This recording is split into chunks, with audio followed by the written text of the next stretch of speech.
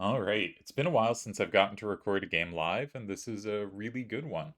We have Tezuka and Delial playing. Delia's first move, he's probably moved by now, but you never know with Deli. The 4727 and 4737, those are two pretty decent cards, but Tezuka's hand has a very side to side feel that might be really hard to organize well. Deli's hand looking a little more traditional, though he had two cards for one, and he has a card for three, a card for nine, and a card for sort of six. So he sort of organizes the game so he has all his cards at least somewhat facing the action. One thing I note is his recapture in 8 is 2667, and that can be comboed by 4737. So one thing I would at least consider doing with Tezuka is attacking the starter in 4 immediately because he can play against the recapture in 8. So if we check recaptures, 4 is a candidate move. Where else might we think of for candidate moves? I'm just gonna like futz around and thinking, not try to lock in on anything super specific. Well, Tezuka's hand definitely has a lot of side to side play, including that 6 facing out from 7 means he now covers 7's facing to the left from 9. So if he went in somewhere like 6, he covers anything in 3, and he covers anything in 9, and he would force the game into a somewhat side to side configuration. So as much as I tend to be opposed to far side plays, I think there's a real logic to it here. You threaten playing safely in 3 or 9 yourself. Deli has just used a lot of his power to the right. Not all. He still has a 7-6 there. He still has a good play, but a fair chunk. You make the game side to side, and you certainly benefit from the game being more side to side oriented. 6-2-6-6 obviously prefers to be in an up down game, so to 7-2-6-6. So I think there's a real logic to 6. While something like 5 would let Deli determine the orientation of the game, and you probably don't want that. Should we be considering 5 here? Well, one nice thing potentially about 5 is you could have follow up safety in 8. But in practice, you only have follow up safety in 8 without at least some risk of being comboed to hell if you put one of the side to side 7s in 5 so that the card in 8 isn't weak to 5. And neither of those cards orient you particularly well to go in 4. I would be skeptical of a move in 5 here. And then there's just corner plays. Like one of the side to side 7s in 3 looks very reasonable. 3-2-7-7 in 3 is safe, so I should probably have mentioned that earlier. But I think 7-2-6-6 just immediately sets up Deli to have both sides. He can go in 5 with 7-2-6-6. He has both sides. I don't think you're happy there. Um, but if you just play with a 7 to the left and an easy number to take back on the other square, that's much better for you. First of all, because you have 6, when after 3-2-7-7 you would not have 6. But second of all, because it's just a much easier card to play next to. If you need to take from 2, you can take it. You're not susceptible to combos. You have a 7 facing out. If you need to take from 6, you have lots of options to do so. Probably one of them works. Um, so I could see 3. I could see 1 as well, I think. Very similar idea in 1, but thinking about potential L's, I think that could be fairly logical. I think there should be a few paths here to a reasonable game. A lot of what happens on second move is not so much determining whether you win or lose the game. Because I don't. Okay, Tezuka plays 8. This was not a move I had considered, so we'll come back to this in a sec. But what I wanted to say was a lot of the time, what you're determining is sort of whether you're going to screw up on the next move or not. If you find something really clean that just like clarifies all the problems in the position, like say you play some move and this is nothing to do with the situation, but say you play this move in 8 and like say it has a high number facing towards 5 and Deli clearly for whatever reason has to play 4 and then you can play a safe card in 9 and both 8 and 9 are safe. You're very likely to be pretty safe there. It's easy to find the move in 9. It's really unlikely the end game is bad for you. you're not going to lose that game when you find a sort of clear plan like that. Um, and so I think a lot of what makes for the best moves here is the moves that leaves the position like clear that you're gonna have good options on the next turn. I've been watching a bunch of chess videos, and one thing a guy says is, and I think this is a good thought that maybe we could apply to triple triad. Maybe this is a good thought for triple triad. First of all, any idea, to call something an idea, you have to have a two move sequence, right? So the line I just gave, the idea would be go 8, save to 5. If they go 4, you can go 9, and you've locked in 8 and 9. This is a two move from your perspective sequence, right? You've made two moves. You have a move, and you have an intended follow up against what you think the main thing is. And that is sufficient to be an idea. Just going, I go here, is not an idea. Going, for instance, my move in 4, I go 4, and his only recapture in 8, I can combo. That's a two move sequence, right? I'm going, I have 4, and if he goes here, the move I think he naturally wants to make, I have a reply that I think is promising. We should be thinking in kind of two move sequences. Obviously, if you can calculate further, calculating further is beneficial, but for an idea to be promising, it usually has to be in some kind of sequence like that. Even even moves like this is a safe corner, you have to check can they set up in 5. And that's not quite a two move sequence. That's sort of a 1.5 move sequence. Your opponent makes a move, but you don't make a second move. But you do, there's always something you have to check. And I think to be a really good player, it's useful to be able to calculate much longer than that. But I think a lot of finding good moves is finding those short ideas effectively and well. And so he says to have an idea in this chess position, you need to see two moves. I think that's important and applies to triple triad. And the other thing he says is you have to find two ideas in the position. Now, some positions are just like trivially winning and there's nothing going on. He's saying in more complex positions. But if we have no comparison, it is hard to evaluate properly. If we look at a move and we go, okay, this sets up combos. I say you're a player who really likes setting up combos. I like setting up combos. This does things I want to do. Clearly, I have some advantage after it. This seems great. I'm going to play it. But it turns out some other move was just much better. And you had one idea and you didn't, and the idea was sufficient for you to feel happy to play it, but you did not do any comparison case. I think it is worth trying to always have a second idea.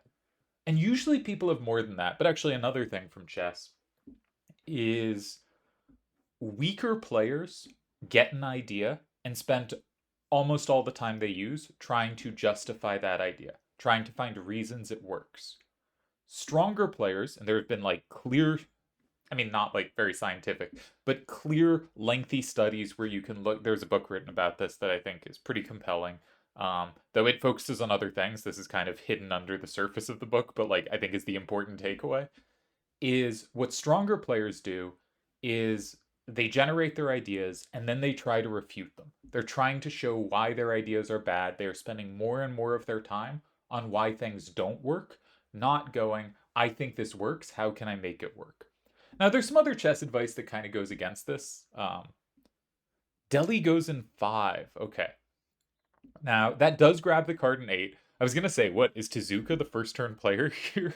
Because Tezuka loves going in 5 and snagging cards in these kind of structures. And here Deli does it. Interesting.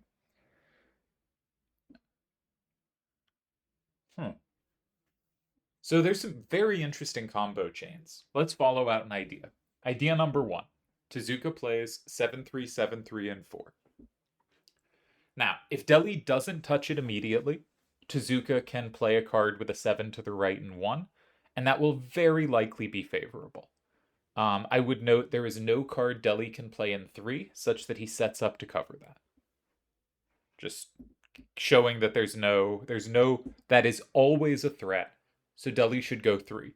If Deli goes 3 and takes the combo with 3-7-6-3, we can take back with 4-7-3-7, but note A, it doesn't combo through 1 to take 4. It does take 5, but we're only comboing the card in 1.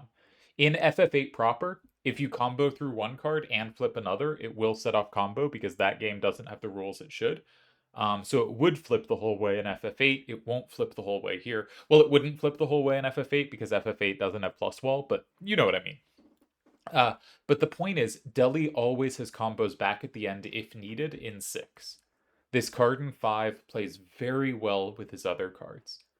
And I think because he can combo 7-3-7-3, there's just this is a bad idea for Tezuka to play.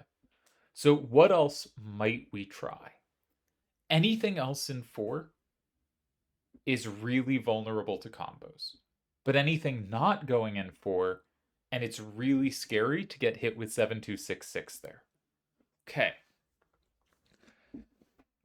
Tezuka notices his 7s are safe. But he also flips the card in 5, and that can be a really tricky card to play around. I think my guess is Deli's winning here.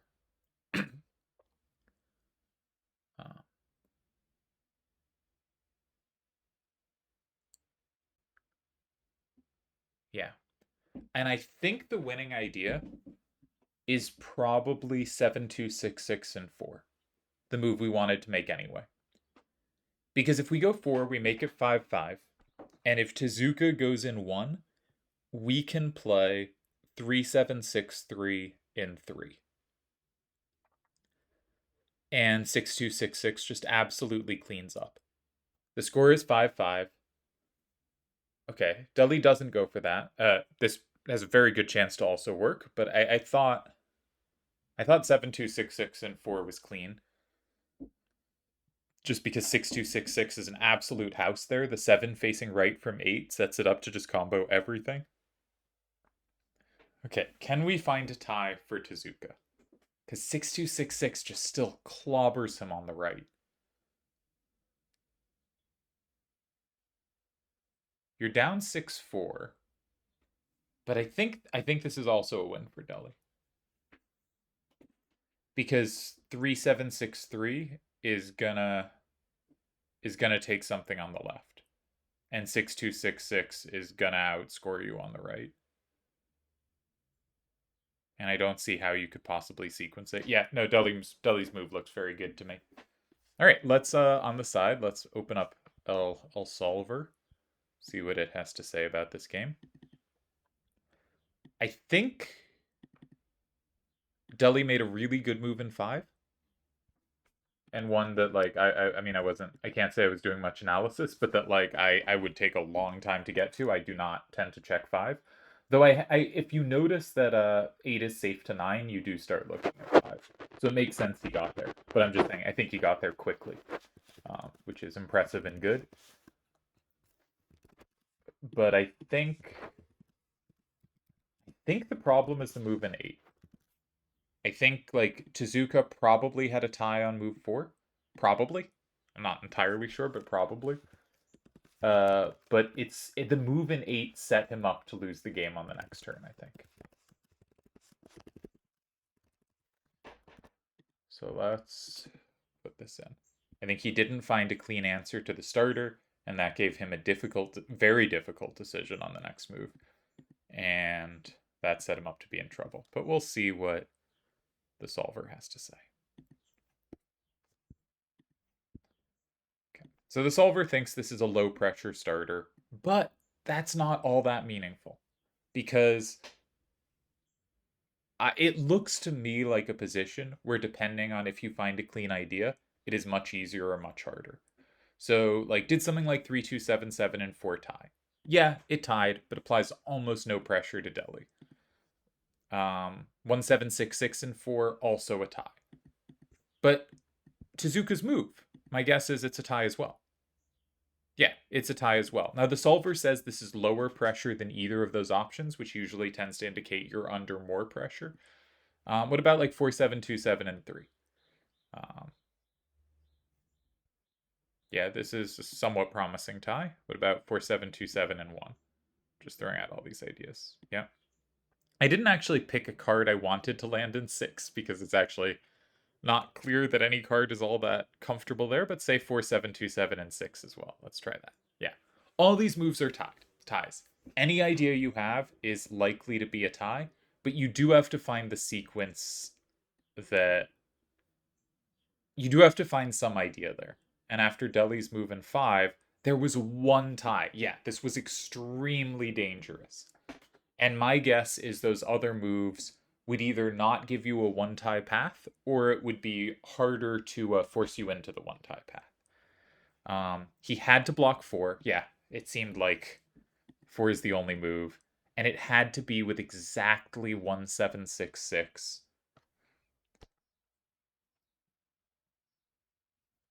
This is so scary.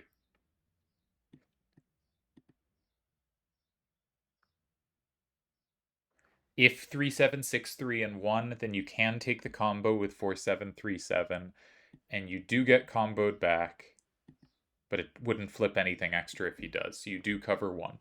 Right. So this move being safe to 5, 1766 and 4 being safe to 5, means it's the only thing, and being so weak to 1 rather than comboed by 1 with like a plus wall or something that doesn't overpower means you can't get comboed through. Yeah, that is logical. Only tie, very dangerous position. Tezuka tries this move in 2. There are many wins.